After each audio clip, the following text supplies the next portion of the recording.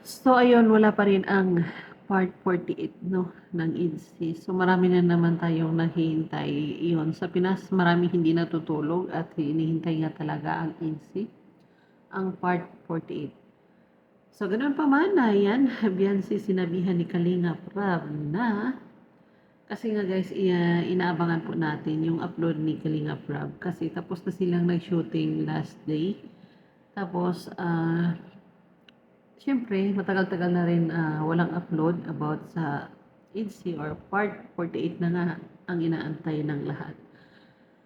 So doon makikita natin na Kalingap Rab, ayan, nagsabi talaga siya na si Beyonce ay 1 taon na nga dito sa Kalingap and patuloy pa rin na nanatili pa rin ang totoong ugali ni Beyonce.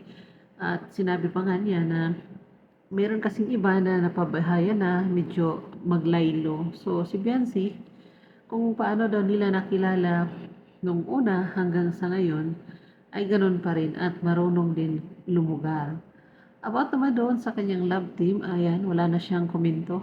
Ang nasasabi lang ni Kalinga Prab na sana hindi lang love team. O yun, di ba?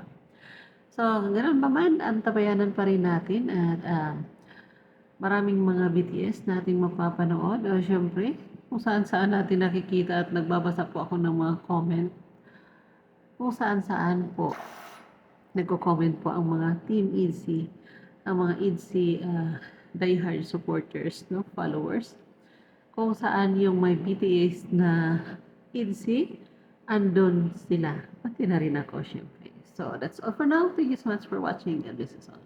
Bye!